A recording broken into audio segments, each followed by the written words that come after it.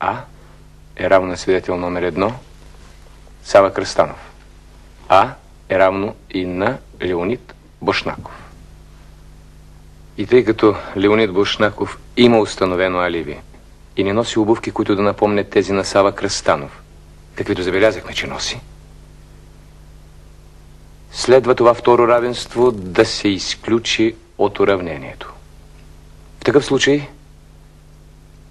остава валидно само първото. А е равно на свидетел номер 1 Сава Кръстанов.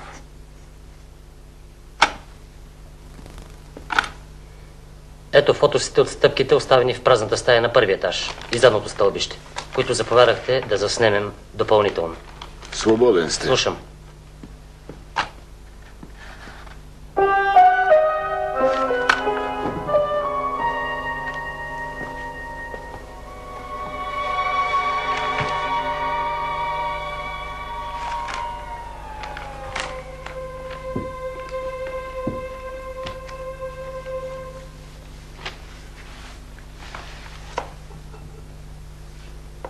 Недвусмислено напомнят стъпките от стаята на инженера. Следите оставени от лицето А. Или можем да обозначим лицето А с буквата Хикс. Така че лицето А става Хикс. Но Сава Кръстанов с нощи нямаше никакво отклонение. През цялата вечер беше в хола, в кухнята и стаята на инженера. Той изобщо не се е качвал на тавана, докато продължаваше огледа. А след огледа и след разпита той се отиде, и то не през тавана, а по парадното стълбище, и то през главния вход.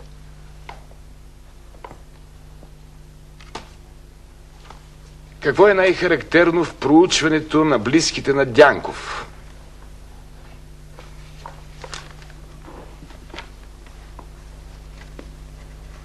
Сава Кръстанов. По характер е любезен, отзивчив, много общителен. Има слабост към нумизматиката. Притежава едностаен апартамент. Евгения Маркова. Дъщеря на корабния механик от Дунавската търговска флотилия Стоян Марков, загинал при потопяването на шлепа Сомовит край Виена. Завършила музикалната академия, по характер весела и отзивчива. Леонид Бошнаков. Завършил консерваторията, специализирал диригентство в ГДР, весел, своенравен, понякога се запива, играе на карти. Вера Малеева. Студентка в консерваторията, родителите починали, не посещава редовно лекциите си. Няма нищо особено. Другаро полковник, открити са в квартирата на Сава Кръстанов един чифт съвсем нови обувки. Обувани са само веднъж и с неподадени токове. И други два чифта, но те са от друг модел. Свободен сте. Слушам. Хайде сега да поумуваме по новата находка. А не е равно на Б. Първо уравнение. Стъпките А равно на Сава Кръстанов. Хикс равно на А. Но А не е равно на Сава Кръстанов. Второ уравнение. Стъпките Б равно на Сава Кръстанов. Сава Кръстанов не може да бъде А. Следователно, Сава Кръстанов и лицето Хикс са две различни лица. Експертиза установява отравяне с циан калий, разтворен в кардиозол. Използването на кардиозола като разтворител или по-скоро като камуфлаж на циан калия предполага познаване на обстановката, здравословното състояние на инженера, лекарствата, които той употребява, мястото, където ги държи. С една дума, познаване, каквото може да има само един близък човек на инженера. Тоест, човек, който има контакт с къщата и с инженера не почти, а всеки ден. Следователно, лицето А трябва да се търси в групата Малеева, Бошнаков, Маркова. Всички имат алиби. Да. От гледащи на здравия разум, първо трябва да зачеркнем Малеева. Бошнаков. Той според нейните показания известно време е бил в салона. Да речем, че е сменил обувките си с тия на Кръстанов. Влязали в кабинета на инженера и е подменил шишенцето с кардиозола. Добре. Всичко това за един сръчен човек е дори елементарно.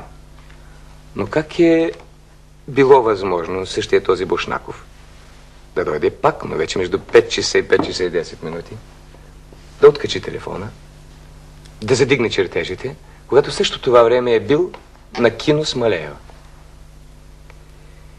И как да си обясним присъствието му на тавана, когато там все още продължава разпита на футболиста Владов? И най-сетне бягството му през задния вход. Как да си обясним всичко това? А? Установено е, че Евгения Маркова е пристигнала с нощи на гара Пловдив с пътнически влак от гара София. Железничарите я познават, тъй като 2 години ръководи музикалната самодейност. Започнала е лекцията си в 20 часа и 30 минути. Председателят на клуба е отвел с кола. Върнала се в София с нощния влак. Така и предполагах. Данните от Пловдив напълно си потвърдиха с показанията на Маркова пред следствието. Така че и тя си има своето безспорно и категорично алиби, като Бошнаков и Малеева. Имам едно предложение.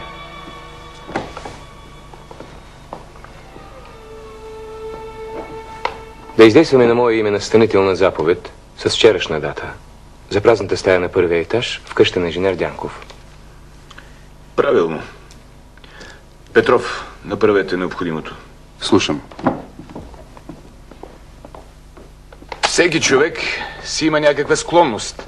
И така, уликите са насочени главно срещу 2 души. Докторът по математическите науки Сава Кръстанов и диригента на естрадния оркестър Леонид Бошнаков. Да.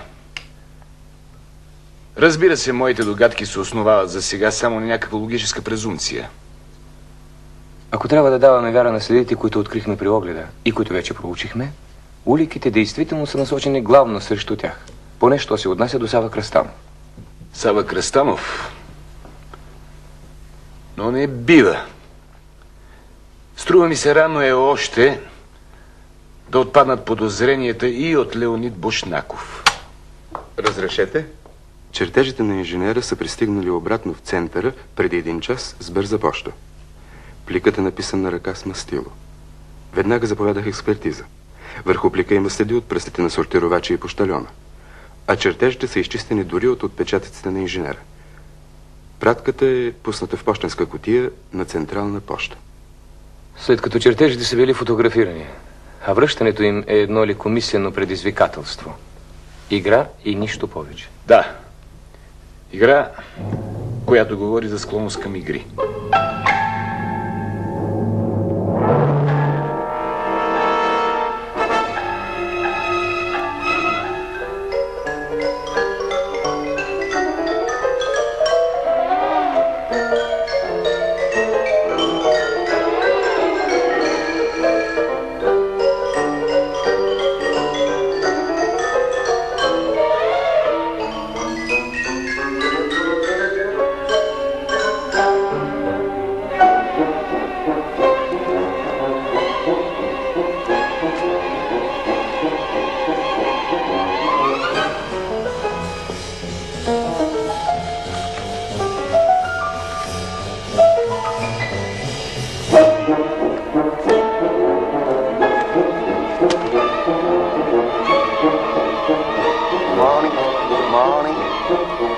Excuse me, would you like to give me an interesting English book?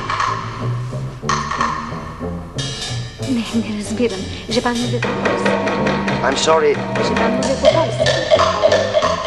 Si vous voulez, me donner un livre en français?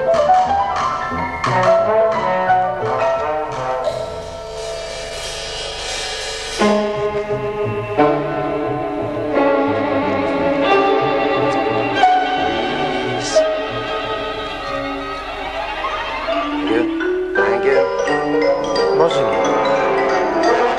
Не, предадено.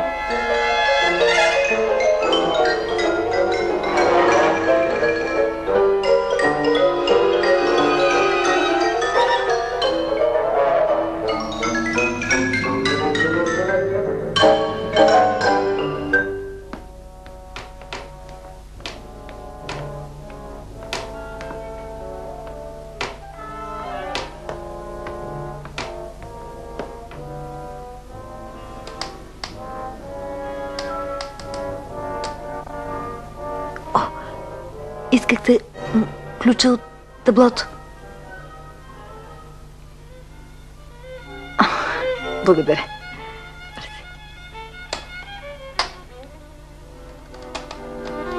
Вие сте малката стопанка на големия дом, нали? Да. Аз имам една молба към вас. Съжалете стария ерген. Услужете му с едно котлонче да си свари самотно горчиво кафе. Котлонче. Разбира се. Заповядайте. Заповядайте. Остави ме, моля ти се. Всъщност, защо не дойдете с нас да пиете кафе? Заповядайте.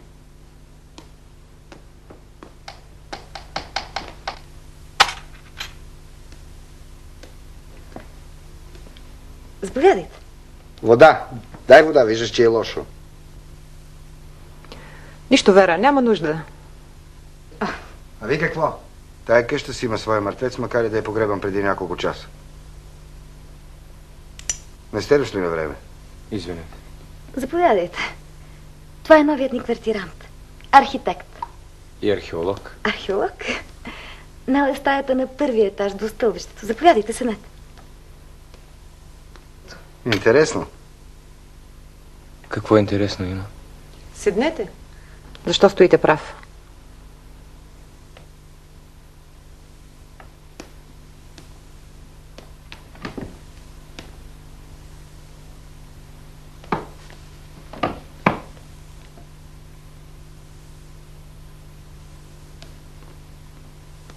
Заповядай. Валериан. Има. Кафето. И котлончета. Вера, не мислиш ли, момичето ми, че си прекалено весела?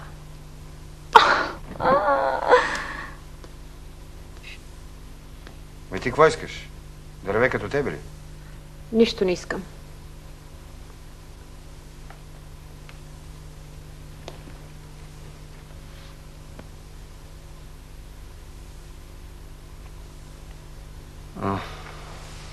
Да ви вземат дяволите.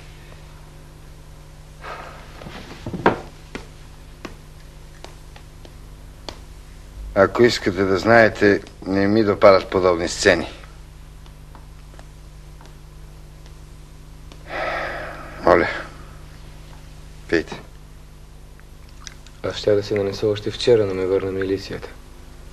Разследваше трагичното самоотравяне на инженера. О, любезни архитект. Не приказвайте изобщо за самоотравяне, защото един интелигентен човек не бива да говори глупости. Не ви разбирам.